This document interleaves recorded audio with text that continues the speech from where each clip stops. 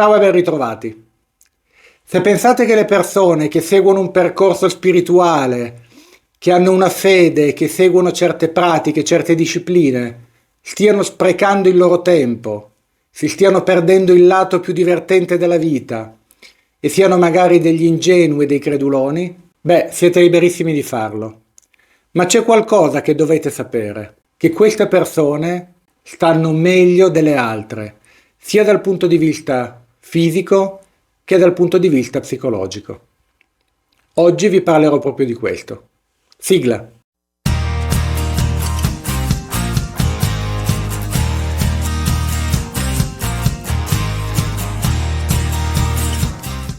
In questo video non vi parlerò degli aspetti spirituali, ovviamente non è il mio campo, ma vi spiegherò i benefici psicologici di cui si avvantaggiano queste persone e vi darò delle spiegazioni sul perché questo avviene. Sono sicuro che molte delle persone che hanno visto la mia breve introduzione hanno già abbandonato il video. L'ho messo in conto. Magari sono delle persone che hanno vissuto delle esperienze negative, magari dentro una religione oppressiva che gli ha causato un sacco di sensi di colpa, di paura e di ansia. Questo purtroppo può succedere, ma oggi non parliamo di religione, parliamo di fede, di percorsi spirituali e quindi di un'attitudine a fare una vita di ricerca verso qualcosa di più grande di noi. Bene, partiamo dai dati e poi cercheremo di darne delle spiegazioni psicologiche. Ebbene sì, queste persone sono più felici, equilibrate e soddisfatte. E molti studi sul cervello lo dimostrano. Queste persone hanno un maggior livello di benessere generale, un minor livello di stress, una maggior resilienza, un maggior senso di appartenenza, livelli più bassi di depressione, sono più altruisti, quindi hanno più facilità a dare e a ricevere, fanno un minor uso di sostanze psicoattive, alcol e fumo, hanno una maggior disponibilità al perdono, sono più ottimiste, hanno una maggior pace interiore e soprattutto una maggior fiducia nel futuro. Ovviamente parliamo di grandi numeri, ci sono sicuramente delle eccezioni, ma se consideriamo dei campioni grandi di persone, questi sono i dati. Vediamo ora di capire il perché. Primo punto. Queste persone vedono la fine della loro vita come un passaggio e non come la fine di tutto.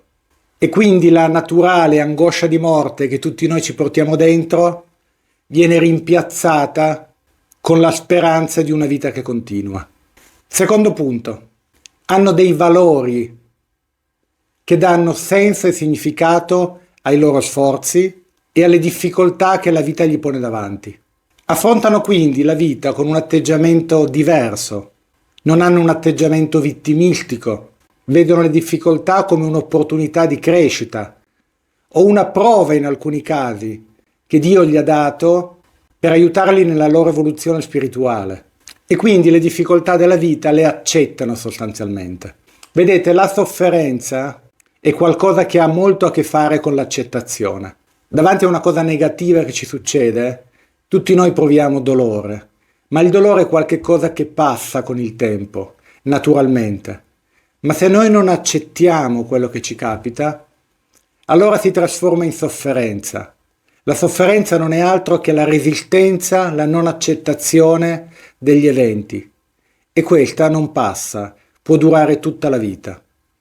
Questa è la ragione per le quali le persone che hanno una fede tendenzialmente danno un significato a quello che avviene e quindi accettano gli eventi della vita. Così facendo provano un dolore iniziale, ma non sono afflitti da quella sofferenza che in teoria può perdurare per tutta la vita. Terzo punto. Solitamente si ritrovano insieme tra di loro, in comunità, gruppi di studio, chiese. Hanno quindi dei legami sociali basati su valori condivisi, si supportano e si sostengono l'uno con l'altro. I loro valori e le loro credenze gli generano un senso di appartenenza e questo gli consente di produrre maggior serotonina. La serotonina è quel neurotrasmettitore del benessere che peraltro viene regolato e modulato proprio dai farmaci antidepressivi e che ci dà quella sensazione di essere riconosciuti, di appartenere a un gruppo di persone e di essere importanti per gli altri. La serotonina ci dà un grande senso di benessere, di tranquillità, di fiducia e di calma. Così lo stress è più basso, l'umore è più alto e si è attraversati da un piacevole senso di benessere continuativo. Quarto punto, queste persone pregano, meditano o praticano. Tutti questi comportamenti creano in noi un alterato stato di coscienza che ci aiuta veramente a riequilibrare il nostro cervello. Nelle chiese cattoliche, per esempio, c'è l'abitudine di dire il rosario la sera prima del funerale, quando una persona è deceduta. Durante la recita del rosario, come avverrebbe nella recitazione di qualunque mantra utilizzato da altre discipline religiose, il cervello entra in uno stato alterato di coscienza, assolutamente riequilibrante e rasserenante.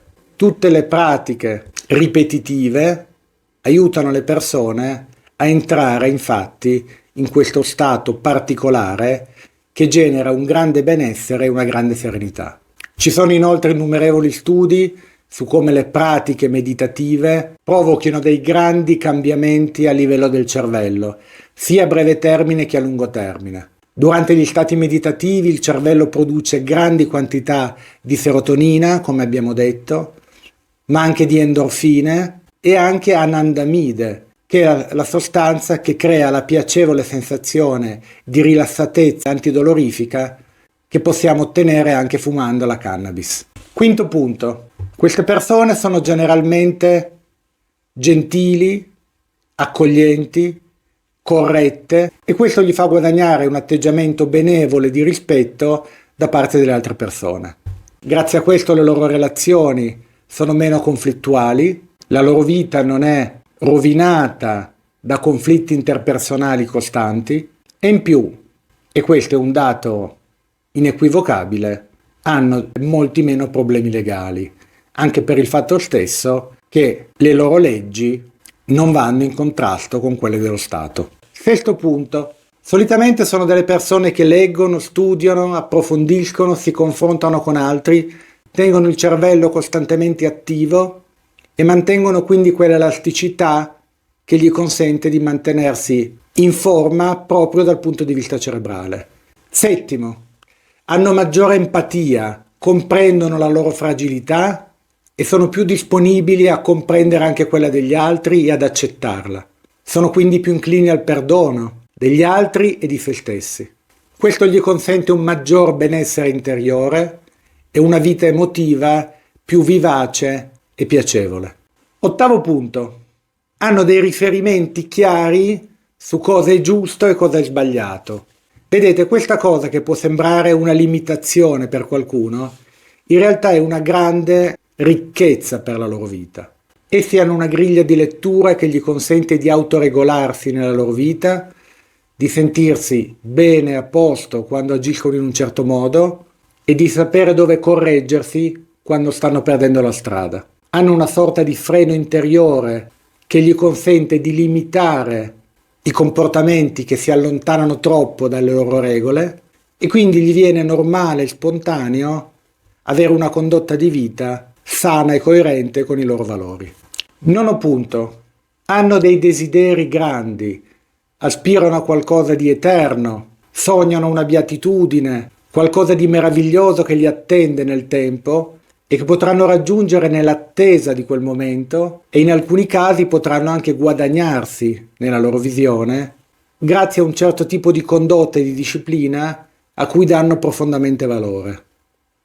Danno quindi valore alla loro vita, alle loro azioni e in molti casi credono che ci sarà un futuro migliore per loro che li attende. Questo gli consente di sopportare meglio il dolore e le difficoltà della vita con la certezza di una situazione migliore che li attende in futuro. Pensiamo ad esempio alle persone che credono che dopo la morte rincontreremo i nostri cari, le persone che abbiamo lasciato su questa terra. Questa speranza fa vivere molto bene il credente, il quale pensa che un giorno ci si rincontrerà e magari pensa che il suo caro è da qualche altra parte nell'universo, magari in un paradiso che lo aspetta, può comunicare con lui tramite la preghiera, o magari che questa persona dal paradiso lo protegga. Capite che riuscire a credere in tutto questo dà una grande serenità e una grande pace anche nelle situazioni di lutto. 10° punto. Si sentono amati dal loro Dio o da un equilibrio universale che li circonda, sentono comunque di essere dentro qualcosa di più grande, che in alcuni casi è come un genitore che si occupa di loro, in altri casi non è altro che uno stato, un'energia alla quale possono accedere. E ancora, danno senso alla loro vita, pensano che tutto quello che accade abbia un senso, un valore e faccia parte di un disegno più grande di loro, un disegno che tende al bene o all'equilibrio universale. E ancora, ricercano l'armonia, la bellezza. Tutte le persone che fanno dei percorsi spirituali hanno un'idea di bellezza alla quale tendono, che si può rappresentare in diverse maniere, ma sono protesi verso quello che c'è di bello nel mondo e fuori dal mondo.